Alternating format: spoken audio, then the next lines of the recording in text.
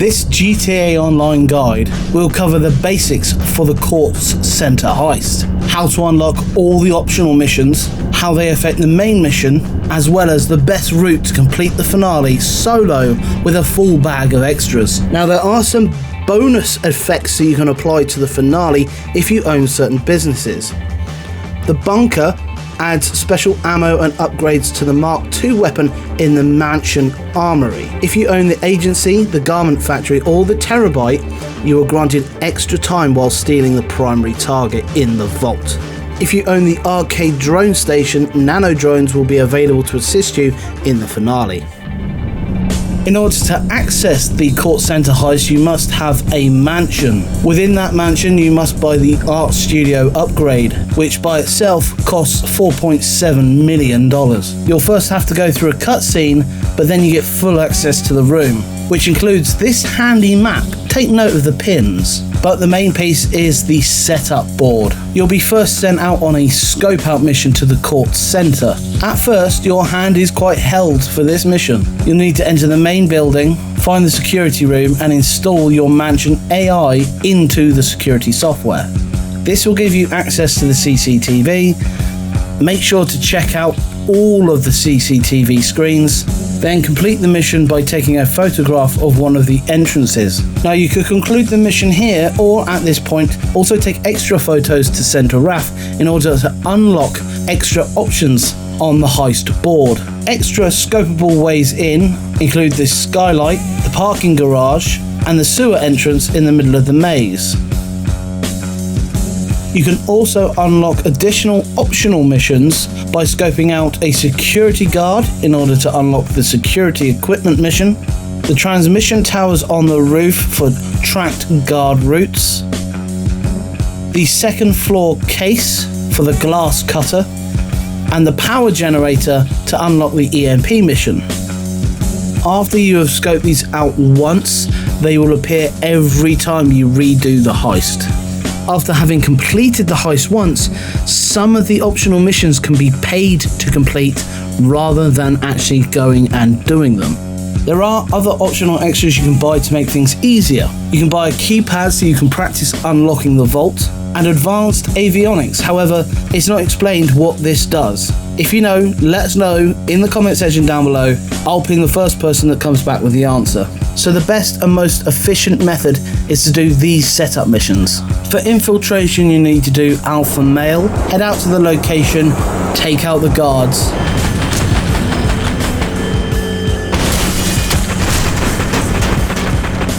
In the locker room, pick up the uniform. From the office, pick up the ID.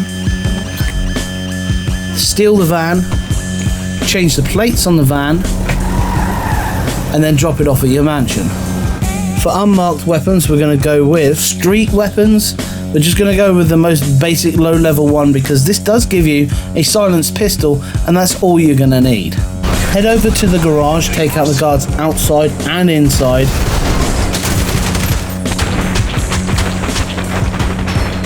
Then unlock the office and grab the weapons.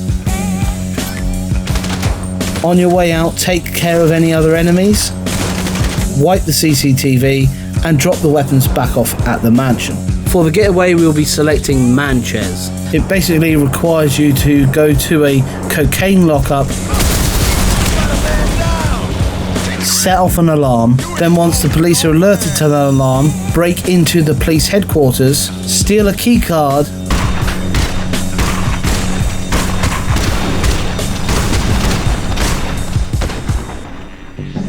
enter the garage and steal a Sanchez. Access codes requires you to fly to a location, take out the bad guys, open up a container, steal a drone from that container, go to a nearby vantage point, and then use that drone to fly into a building via its air ducts, hack a terminal, and then blow up the server. Hacking device requires you to take out an IAA agent, Search his body and it will give you a location to go to. Once there, take the guards out outside, take the guards out inside. At the end of the building, on a table, you will see the hacking device. Pick it up, exit at the rear of the building, and you'll be in the sewers. Jump on the Sanchez, make your getaway through the sewers, and then deliver the hacking device before continuing. For the optional missions, I would only do guard equipment. This will stop the guards from having helmets so you can get headshots. Yet again, go to a location, take the guards out outside and inside, then take out the equipment inside. There'll then be 3 vans that you need to hunt down. You can't lock onto these, so it's just a case of coming in low and behind and firing a missile. The other optional mission I would do would be track the guards' routes. This is going to give us detailed information on where the guards are when we enter the basement. This requires going to a police investigation scene and finding an unmarked car. Best way to do this is fly low over the investigation scene, detect which car's which, and then let all hell loose. Don't worry, you can't blow up the car that you're actually after, but this technique allows you to clear out the location really easily and steal the hacking device. You'll then be required to fly to the Kortz Center and attach it to one of the masts.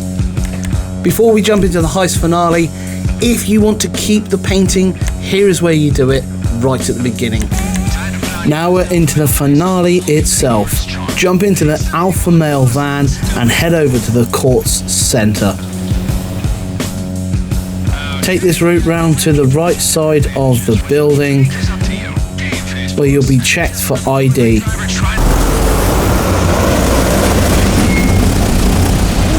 Hey, got ID? Alright. Now we are in the basement. When doing a scope out mission, we see a delivery truck in this location. From what I understand, it can only be looted itself once a week. So the technique that we're going to use today goes without looting that truck. Pick up the key card at the back of the room. The guards won't bother you if you do so. Then head inside to the main security area. We're going to post up against this wall and take out this guard. Then we're going to head down to this corridor here. As you can see on the mini-map, thanks to us tracking guards, there are 2 guards right next to each other. The one on the right, we're going to have to be sure that he's heading away, then take out this guard. Head out to the bottom of the corridor, take him out. Then we're going to take out the guard that stood by the keypad. And just to be sure, we're going to take out these 2 as well. Then we're going to take out the 2 guards inside. One there. Then we're going to wait for the other guard to leave his little CCTV room and take him out. Then we're going to hack the keypad. Now the guard that was stood by the keypad can be in a number of different locations, so you've got to improvise, adapt and overcome. Now if anybody has any tips for this fingerprint hack, let us know in the comment section down below, but just take your time, be certain, and you'll get through it. Then once we're in the main room, we're not going to touch the CCTV yet, however we are going to knock out this particular camera. It's going to be the only camera we take out throughout the entire mission. Now you have to input your access code, and once that's done, it's time for the laser room. Now the laser room, there are a number of different variations for each of the 3 sections in the laser room. Now there are a few tips for this particular section. First off, make sure your camera is out as far as possible. This will give you the best view. Also, if you need to move quickly, don't forget that while you are sneaking, if you hold down X, you will sneak slightly faster. For the second section in this particular example, it was actually quite easy. Just had to wait for these lasers to stop, the other lasers to be out of the way. Now, when you press right on the D-pad, even if the lasers then do activate, it won't hurt you. Now, this section looks more complicated than it is. The thing that trips most people up is the laser you've got to jump over. The technique for doing it is actually not facing the laser, but facing to the left. So you pick up your right leg first, and then your left leg. That's how you jump over the laser. Now, you should have bought the keypad during the setup. That will enable you to practice the next bit, which is remembering the patterns that flash up on the screen and then inputting them. You do get a number of failed attempts, but again, you know, this isn't too difficult. Just pay attention and you'll get through it. So at this point you are in the vault and we're going to go for the main painting, the primary target. Now to do this as fast as possible, wait for the pop-up and then hold down R2 and you'll undo each of these clamps. The next required input is when you are rolling up the original. You've got to rotate your thumbstick to the left. Which direction doesn't really matter. Then lastly, you'll have to nail in the clamps by tapping X. No matter how hard or fast you tap it, he seems to be on a go slow. Once the forgery is on the wall, we're just going to steal 2 random paintings. Now you can scope these out if you want to know the exact value of each one so you can get the most expensive ones. But you're going to press right on the analog stick, down on the analog stick, left on the analog stick, and then down again. Then we're going to simply turn around and steal the other painting. Now as you see, we have stolen 2 paintings, our bag is full up, and we still had plenty of time left in the vault. Now we're going to exit the vault by pressing this green button. We're going to go back into the security room. We're going to wipe the CCTV from the vault.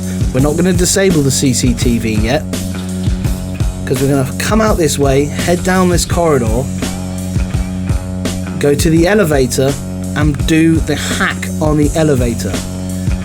Once the hack is complete, we're going to turn around, go back to the CCTV room and then loop the CCTV. This is going to give us the maximum amount of time to be able to escape. Then simply head back to the elevator and we want to go to the upper floor.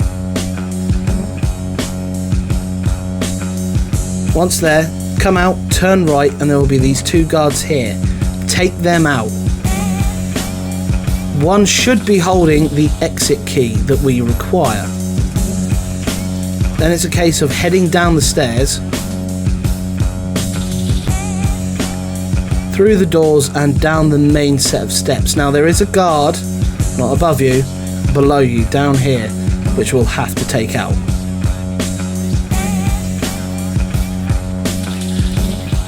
Then exit the building. Now, no matter how stealthily you've been, the LSPD will show up. Once we're outside, we are going to take out this guard here. Hop over this wall and jump on our Manches bikes. Now, getting away from the police on this isn't particularly difficult. However, if you follow this route, it will be the most simple escape of all time. Simply head down the hill,